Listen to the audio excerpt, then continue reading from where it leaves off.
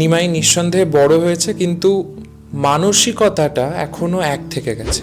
যে রূপটা আমাকে দান করা হয় প্রত্যেক দিন, সেটা হচ্ছে, সেটা মনে হয় বাহ্যিক একটা দিক যাচ্ছে। ছোট নিমাইকে দেখে বা পর্যবেক্ষণ করে তার ট্রেটসগুলো নিয়ে বড় নিমাই করাটা আমার কর্তব্য ছিল। শুধু প্রেমের ক্ষেত্রে না, প্রত্যেকটা সম্পর্কের ক্ষেত্রে আমার মনে হয় অনেক ক্লজ অ্যান্ড কন্ডিশনস ভেবে আমরা এগোই। নদের নিমাই এখন নিমাই বড় হয়েছে, বড় হওয়ার তার একটা জার্নি চলছে এবং সামনেই দর্শকরা আরও নতুন নতুন এক্সাইটমেন্ট কিছু দেখতে পাবে পর্ব, কারণ পুরো মোড় ঘুরতে চলেছে, একদম অন্য একটা স্টেজে পৌঁছতে চলেছে নিমাই। তো কি বলবে তুমি এখন এই মুহূর্তে যে সিনগুলো চলছে বা দর্শক যেটা পর্দায় দেখতে পাচ্ছে সেগুলো নিয়ে? দর্শক, নিমাই বড় হয়েছে, নিমাই নিঃসন্দেহে বড় হয়েছে, কিন্তু মানসিকতাটা এখনও এক থেকে গেছে। তার কারণ এই নিমাই এখন টোলের চতুষ্পাঠীর অধ্যাপক। সে তার অনেকগুলো দিক বেরিয়ে এসেছে, তার দায়িত্ব বেড়েছে, সে নিজে সংসার চালাচ্ছে এখন। কিন্তু দায়িত্বের মাঝখানেও কোথাও গিয়ে বাড়িতে ফিরে যখন মায়ের আঁচলে ফিরে আসে, সেই ছোট নিমাইকে আপনারা দেখতে পাবেন।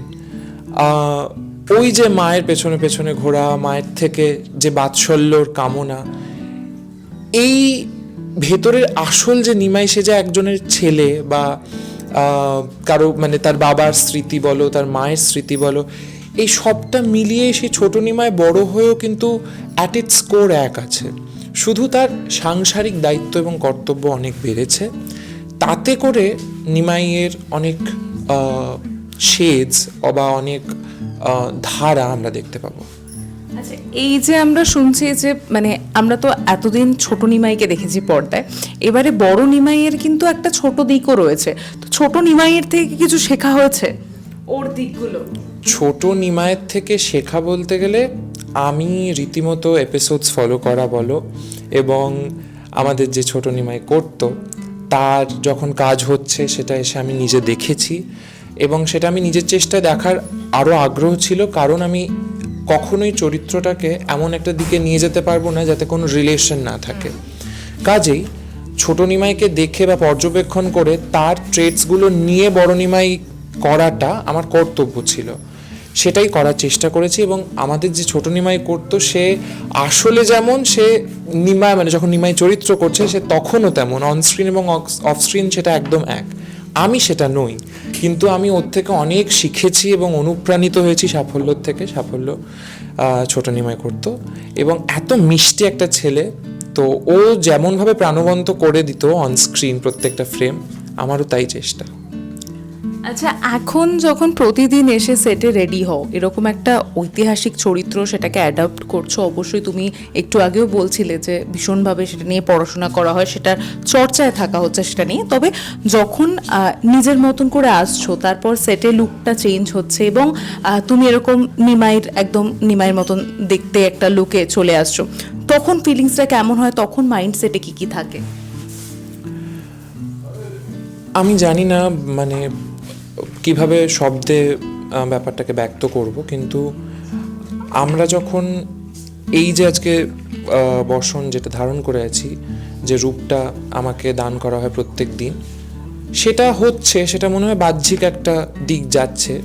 যখন মাথায় এই বিন্দুটি আঁকা হয়, তখন কোথাও গিয়ে নিজেকে দেখি আয়নায়, তারপরে মনে হয় যে কোথাও জানি না, এটা বোধহয় একটা দরজার মতো কাজ করে, যে আমি ঢুকলাম কোনো একটা অন্য মিডিয়ামে। সেখানে প্রথমে কিন্তু আমি নিমাই করছি বা আমি নিমাই করছি আমিত্বটা মাথায় সত্যি আসে না। তখন মনে হয় যে আচ্ছা, আমি আমার গুরুর সঙ্গে এরকম ব্যবহার করি, আচ্ছা আমার মায়ের সঙ্গে আজকে এটা আমার মাকে বলার আছে। কাজেই যখন আমি ধরো মেকআপ চলছে, তখন আমার মাও, শচীদেবী যখন পাশে এসে বসেন, মেকআপ করেন, গল্পটা বা আমাদের আড্ডা বা যেটুকু কথা বার্তালাপ হয় সেটাও ঘুরে যায় ওই দিকে, যে আজকে কিন্তু আমি তোমাকে এটা বলবো। তখন না একটা দরজা দিয়ে ঢুকে যাই কোথাও একটা।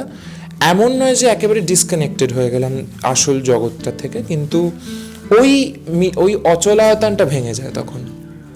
আচ্ছা, এবারে একটু আজকের যে সিনগুলো চলছে সেগুলো নিয়ে শুনি। আমরা শুনতেই পাচ্ছিলাম যে আমরা বাইরেও দেখছি যেরকম শুটিং চলছে, একটা প্রেমের দৃশ্য হতে চলেছে খুব শিগগিরই, হয়তো লক্ষ্মীপ্রিয়ার সাথে তোমার একটা বিবাহের ঝলকও দর্শক দেখতে পাবে।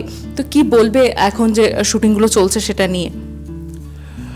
শুটিং যেটা নিয়ে চলছে সেটা একেবারেই নিমায়ের প্রেম, নিমায়ের লক্ষ্মীপ্রিয়া, তাদের দুজনের গল্প, এবং বিবাহ বন্ধন এবং দুই পরিবারের এক হওয়া, তার মায়ের কেমন রিয়াকশন, বিয়েটা কিভাবে হলো আলটিমেটলি, এই গোটা জিনিসটাই ভীষণ ইন্টারেস্টিংভাবে লেখা হয়েছে এবং আমরাও চেষ্টা করেছি সেভাবেই করার।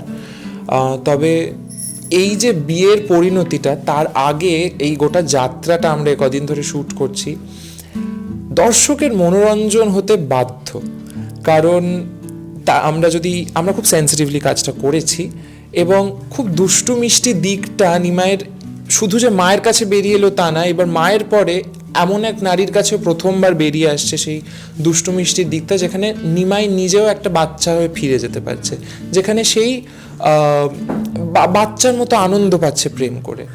এবং আমার এই গোটা জিনিসটা থেকে একটাই টেক অ্যাওয়ে, সেটা হচ্ছে শ্রীচৈতন্য হওয়ার আগে যখন নিমাই পণ্ডিত সে যদি রক্ত মাংসের মানুষই ধরি থাকে বা ঈশ্বর ধরি, তার গুণটা কোথায় আলাদা, সে কেন অনন্য সাধারণ, সেটা হচ্ছে যে সে যা অনুভূতি ফিল করে, যে ইমোশনটা ফিল করে, সেটা তার চরমে ফিল করে।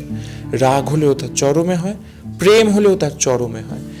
এই যে গ্রাফটা, এটা এখন চলছে এবং করতে তো অসম্ভব ভালো লাগছে এবং মানুষের দেখে আরও খুব ভালো লাগবে, খুব ইন্টারেস্টিং লাগবে। এই যে এখনকার দিনের ছেলে হয়ে সেই সময়কার একটা প্রেম, সেই সময়কার যে একটা পিওর যে বিষয়টা সেটা ফুটে উঠছে, সেটা তোমার পার্সোনালি কেমন মনে হচ্ছে? ওই বিষয়টা কতটা আলাদা? অনেকটাই আলাদা।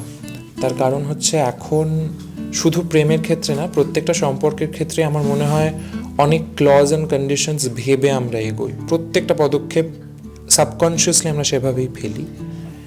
এখানে আমার ডিরেক্টরস যারা আছেন এবং পর্ব পরিচালক বলুন, ডিরেক্টরস বলুন, সবাই প্রত্যেকটা মুহূর্তে ওই দেয়ালটাকে না ভেঙে দিচ্ছে, যে দেখ, যখন তুই এটা বলছিস বা এভাবে তাকাচ্ছিস বা এই অনুভবটা তোর হচ্ছে, তখন কিন্তু এটার পেছনে কোনো দ্বৈত কোনো কারণ নেই।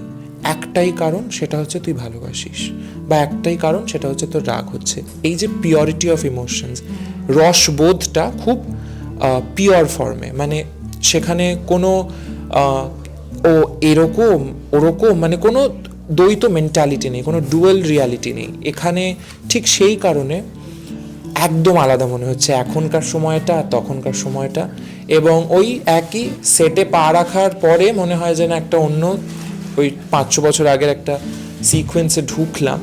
এবং নিজের ব্যবহারটা হয়তো পুরোপুরি সেটাতে চেঞ্জ হচ্ছে না, তবে মানসিকতাতে নিশ্চয়ই ইম্প্যাক্ট পড়ছে, কারণ আমাকেও রিলেট করতে হচ্ছে সেই সময়টার সঙ্গে, যেখানে প্রত্যেকটা অনুভূতির পেছনে দুটো করে কোনো মানে ছিল না, মানুষের সঙ্গে খোলা মনে মেশা যেত। অনেক অনেক ধন্যবাদ, অনেকটা সময় তোমার নিলাম। এবার সবার শেষে তোমায় বলতে বলবো যে দর্শকদের কি বলবে, দর্শকরা তোমাদের আগামী পর্বগুলো যাতে আরো ভালোবাসা দিতে পারেন, তাই কি বলবে দর্শকদের জন্য? দর্শকদের এটাই বলবো, আমরা আপ্লুত আপনারা আমাদের নিমাইয়ের গল্প, ছোট নিমাইয়ের গল্প, নদের নিমাইকে যতটা ভালোবাসা দিয়েছেন, যেমন ফিডব্যাক দিয়েছেন আপনারা প্রত্যেকটা মাধ্যমে যেখানে আপনারা পেরেছেন, আমরা সেসব পেয়ে অত্যন্ত আপ্লুত। আমরা মাথা পেতে নিয়েছি সেটা, এবং আমরা আপ্রাণ চেষ্টা করছি আরও ভালোভাবে কাজ করার।